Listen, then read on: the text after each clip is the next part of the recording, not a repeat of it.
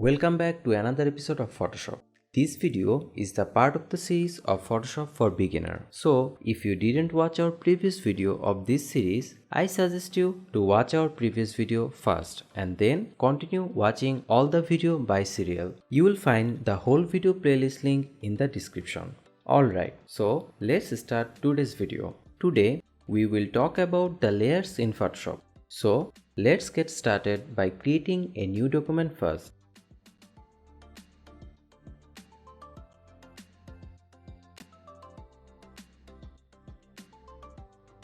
And then I'm going to open Adobe Bridge and I'm going to open some images.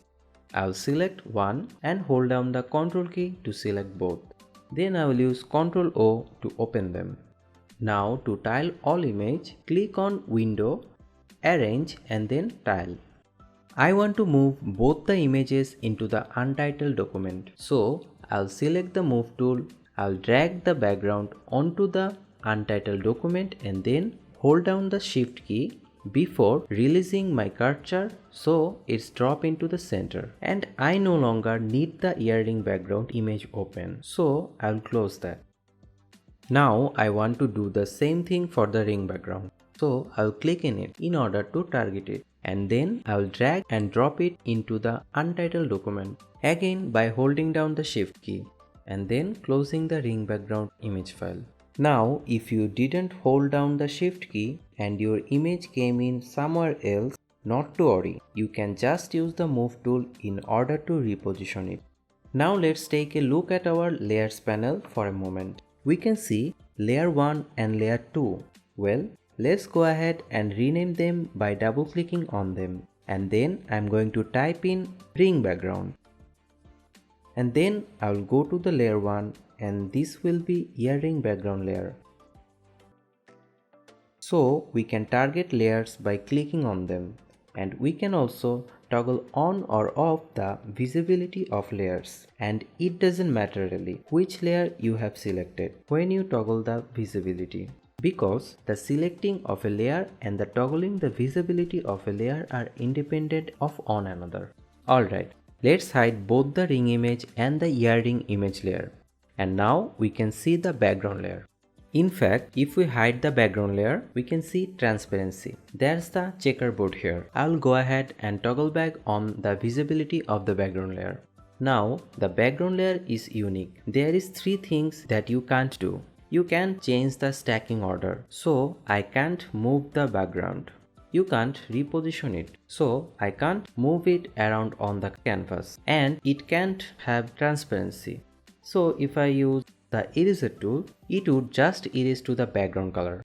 But the easiest way to convert the background layer into a layer is to click on the lock icon.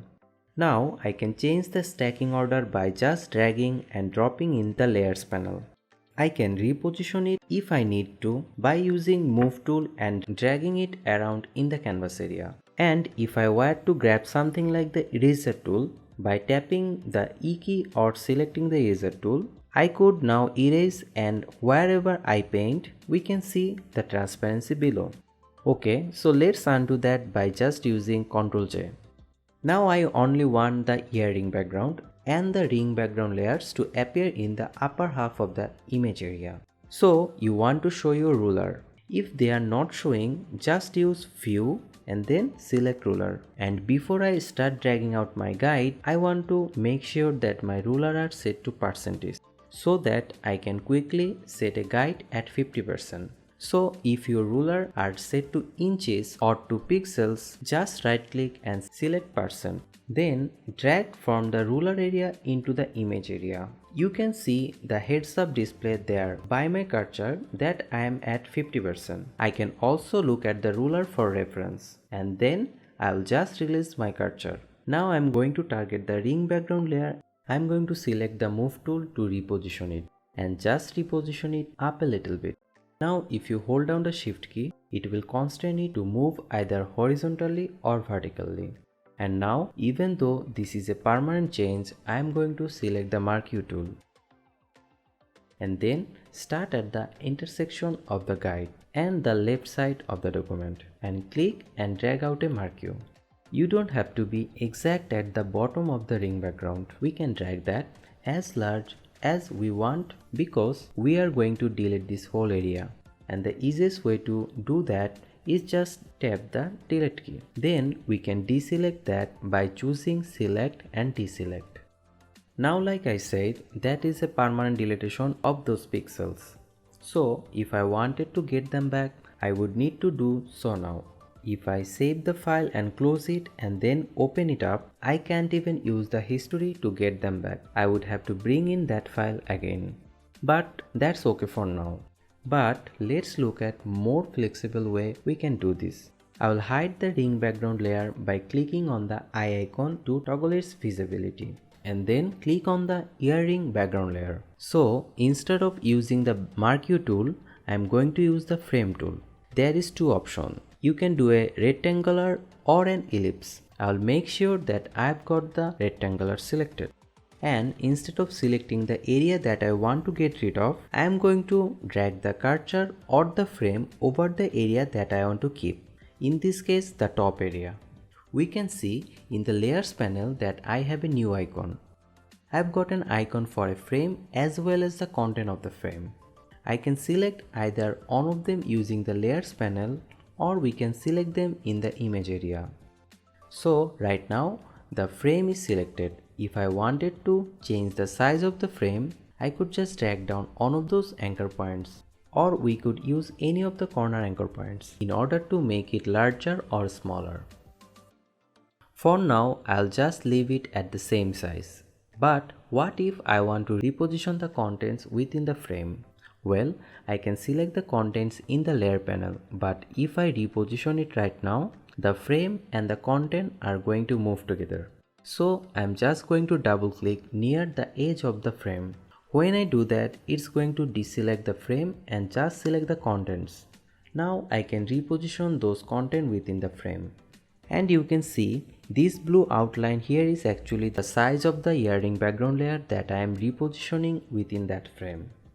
Okay, now all I am going to do is save that file because I have put enough effort into it that I don't want to lose it.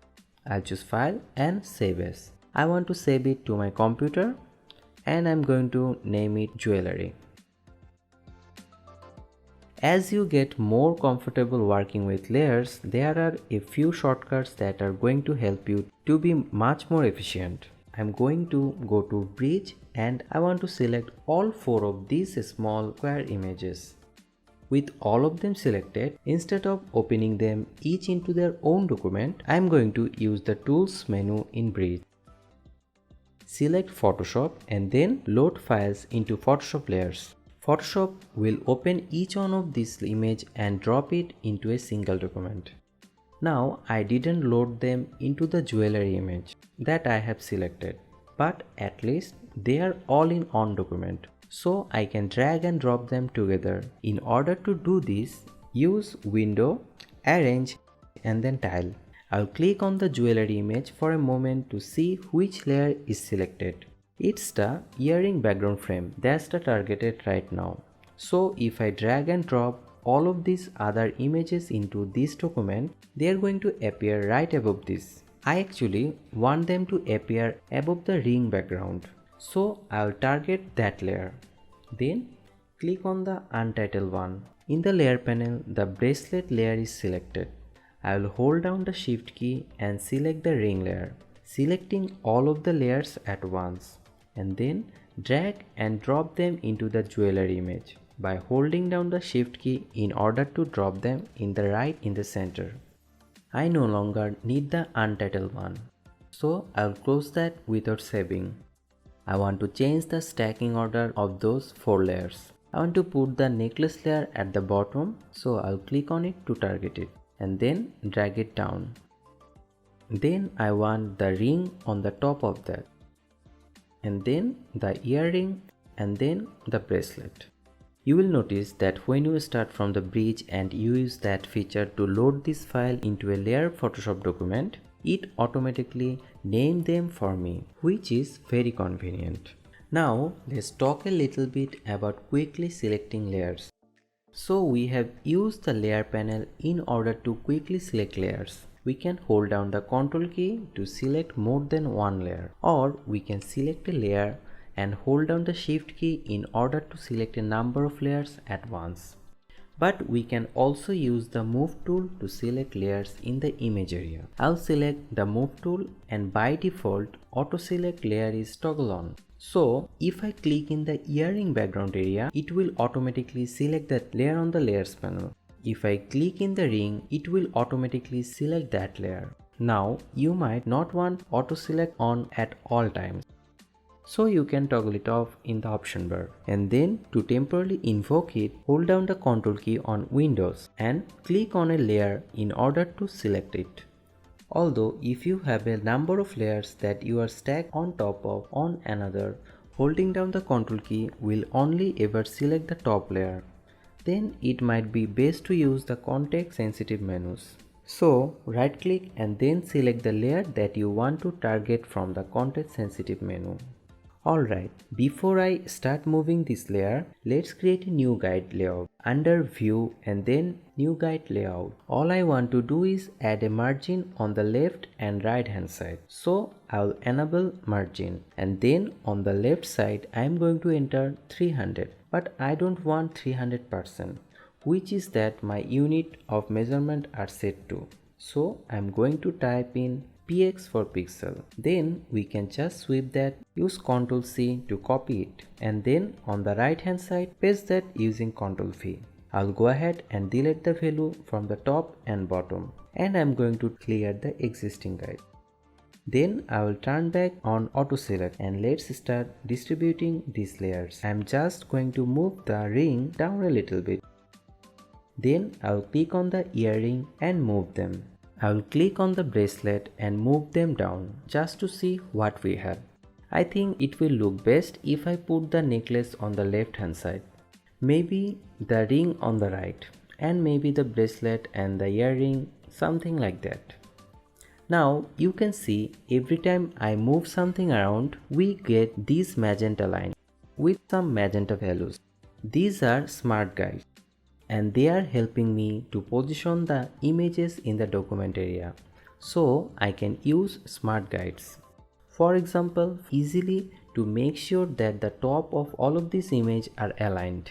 But if you don't want to use smart guide, or if you have just too many images to do this, you could select all of these layers in your layers panel. And with the move tool selected, we have option not only for alignment but also distribute layers. In this case, I just want them all top aligned, so I'll select that option.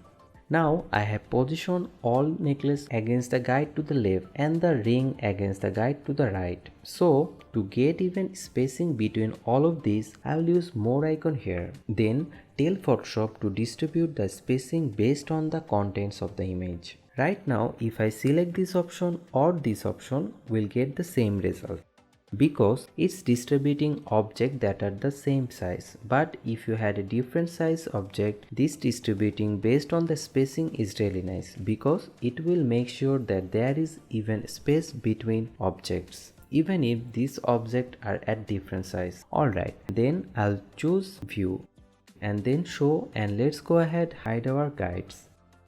As you work with more and more layers, one of the things that happens is that your layers panel might get a bit of out of control. So in order to organize your layers, you can use layer group. Not only do groups help you organize your layers, you can also move all of the layers in group at one time. You can change the opacity and blend modes. You can even mask all of the layers or create special effects by adding layer effect to groups. There is a lot of different ways that we can create a group. We can click on the folder icon at the bottom of the layers panel. That's going to create a group. Or I can use the keyboard shortcut Ctrl G. That creates a group and place whatever was selected into the group. But it does close the contents of the group. So in order to see the contents, we can just click on the disclose triangle there. I am also going to rename this group. I'll just call it small photos. Alright, so with the group selected, if I select the move tool and turn off the auto select option with the group selected, you will notice that I can quickly move all of the layers within that group. Now it's time to add a logo to this image. So I'm going to use bridge to double click on the logo PSD file. It's actually two different layers. So there is an ellipse layer which is the circle, and then there is a layer contains name and shape. So I want to put both of these layers into a group. I will select them both by holding down the Ctrl key and select them, and again using the Ctrl G. I'll double click on group on and just rename it to logo.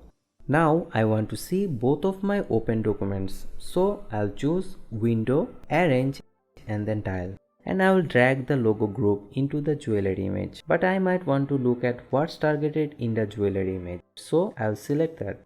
We can see that this small photos group is targeted. So if I return to the logo and drag and drop it, holding down the shift key, it's actually going to place it within that group, which is fine because we can change the stacking order of groups.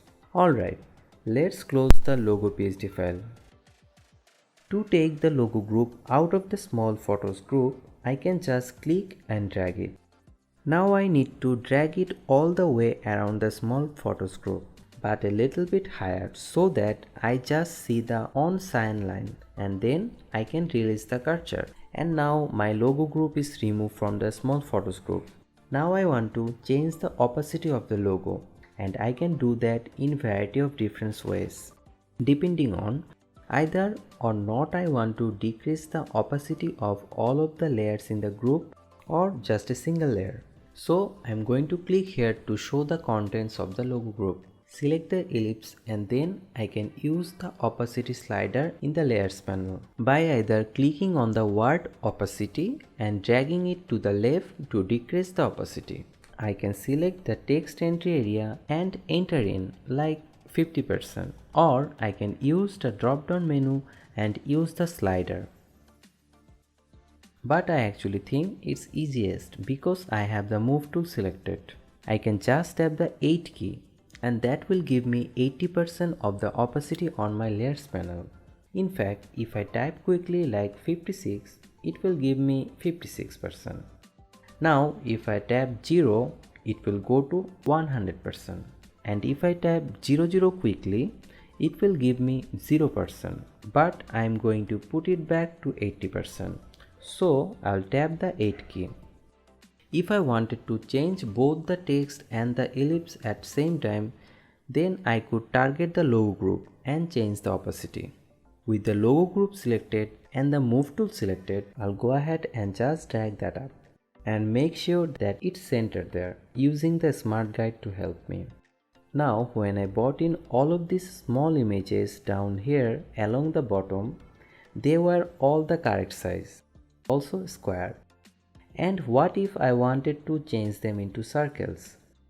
Well, I'm going to select the frame tool and then choose the second option to create an ellipse or a circle, and I will start with the necklace layer. So I'll target the layer, and the way I need to draw with this, I need to imagine that I am drawing a rectangle.